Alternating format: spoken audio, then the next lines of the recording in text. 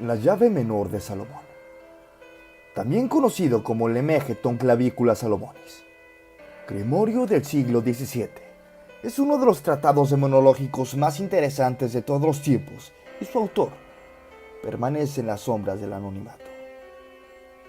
El título de este libro ya plantea un enigma en sí. La palabra Lemegeton no existe en latín, ni siquiera en sus versiones medievales, y por ende en ninguna otra lengua conocida. Se especula que esto es una señal de que su autor no era precisamente una persona ilustrada, pero quizás el término tenga un significado que va más allá de las lenguas tradicionales. De hecho, hay quienes hipotetizan que este provenga del Transitus Fluvi, el idioma de las brujas. Los textos que forman parte de la llave menor de Salomón aparecieron reunidos en el siglo XVII, pero muchos de ellos ya circulaban independientemente en el siglo XVI, incluso citados en otros libros de demonología. Por ejemplo, el Pseudonomarchia Daemonum, de Johann Weyer. Se sospecha que está inspirado en libros de cábala y en ciertos tratados misticistas orientales.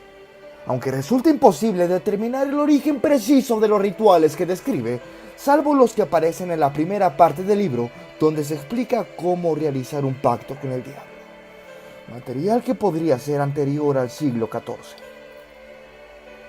Las páginas de la llave menor de Salomón se jactan de haber sido escritas nada más y nada menos por el mismísimo rey Salomón, el cual es meramente un detalle simbólico, ya que es difícil imaginar a Salomón hablando sobre Jesús y el Espíritu Santo en una época en que ambos ni siquiera existían ni en los sueños de los profetas. En esencia, se trata de un libro que describe cómo invocar espíritus y demonios, incluso cómo invocar a los muertos, y los conjuros necesarios para someter la voluntad de toda clase de criaturas cósmicas, forzándolas a cumplir los deseos del oficiante, aun cuando estos no se correspondan con el más mínimo elemental sentido común. También se explica los modos de protección que el iniciado debe seguir a lo largo de los rituales si no quiere perder su alma o su cordura. Ahora, te resumiré un poco sus capítulos y lo que puedes encontrar en ellos, para evitarte la labor de mirarlos por ti mismo. El Ars Goetia. Esta es la primera sección de la llave menor de Salomón. Aquí describen a los 72 demonios encerrados en la botella por el mismo rey Salomón, sobre los cuales aplicó un sello mágico que los forzaba en cautiverio perpetuo y a cumplir con todos sus caprichos. Los 72 demonios. La lista de entidades en el Ars Goetia se corresponden al mencionado anteriormente Pseudonomarchia Daemonum, que podría decirse que es un apéndice de las últimas ediciones de su De Praestegis Daemonum, del año 1563, aunque difiere en cuanto a números y rangos, así como tiene algunas discrepancias en la pronunciación para algunos de los nombres. El Ars Theurgia Goetia. Este capítulo explica el significado de cada uno de los nombres de aquellos 72 demonios, sus características, los sellos de los 31 espíritus aéreos, la manera de protegerse durante los rituales, los nombres de los espíritus sirvientes o menores y todos los conjuros para invocarlos y dominarlos. Tenemos también el Ars Paulina, o el arte de Pablo. Esta, la tercera parte de este grimorio. La leyenda asegura que este texto fue descubierto por el apóstol Pablo, aunque lo cierto es que fue escrito en la Edad Media y buena parte de su contenido ya figuraba en libros medievales dedicados a la nigromancia. La primera parte de esta sección se refiere a los ángeles, más precisamente a los ángeles de cada hora del día y de la noche, sus sellos, nombres, características, la relación de cada uno con los 7 planetas descubiertos hasta entonces y la información astrológica para invocarlos. La segunda parte explica la relación de los ángeles con los signos del zodiaco, así como sus afinidades y correspondencias con los 4 elementos. Estos ángeles son ligeramente diferentes de los primeros. Se les llama ángeles del hombre y son en realidad los tan mencionados ángeles de la guarda.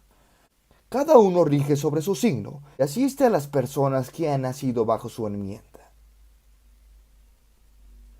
El cuarto capítulo, el Ars Almadel o el arte de Almadel. En este capítulo se explica cómo fabricar un almadel, es decir, una tablilla de cera con sellos mágicos sobre la que se colocan 4 velas y distintas hierbas. También se analiza un tema muy interesante, la relación de la magia con los colores y qué ángel debe ser invocado de acuerdo a los deseos del oficiante, ya que muchos solo aceptan cumplir deseos justos y razonables, mientras que otros no tienen ningún tipo de reparo moral.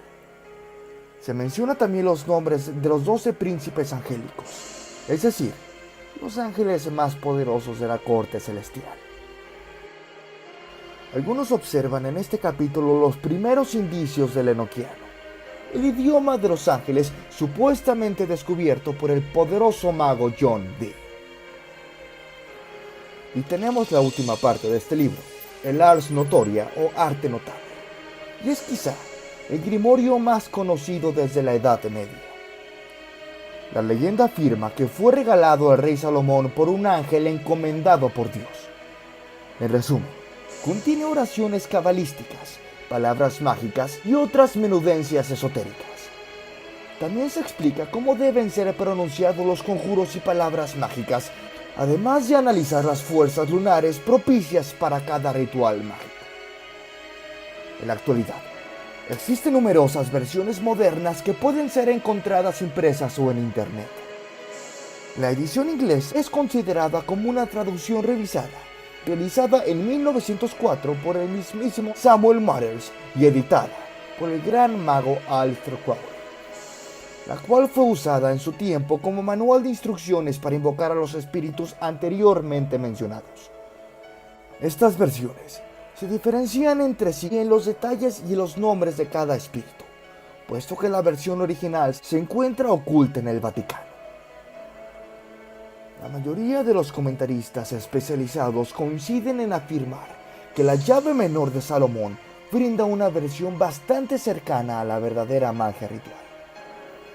El libro no aplica un simbolismo riguroso, de modo que cualquiera con algún conocimiento rudimentario sobre el ocultismo puede disfrutar de sus misterios. Es importante saber también que las versiones en PDF que circulan en la web deben ser tomadas con cierta precaución, ya que poseen grandes discrepancias con el libro original, cuestión que no solo atenta contra la eficacia de los rituales, sino también contra la salud mental del oficiante.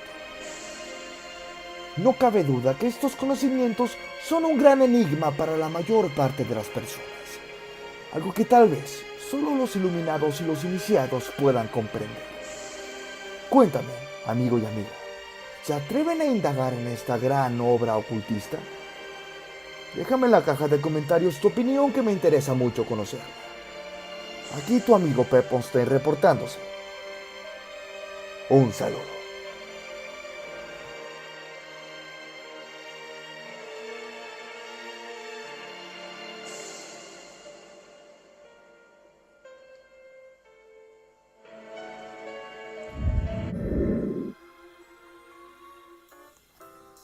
Antes de terminar con el video, quiero invitarlos a formar parte de los miembros del canal. Tendrán muchos beneficios, como obtener insignias especiales, ver contenido exclusivo o mirar contenido antes que sea público, así como pedirme directamente algún tema de qué hablar, al igual que pedirme alguna canción para tocar, entre muchos beneficios más. Si mi trabajo les gustó, los invito a que dejen su like y se suscriban al canal, ya que me ayudan un montón a continuar con este proyecto, además de que es totalmente gratis. Larga vida a todos ustedes, amigos, y recuerden, ¡Let's rock!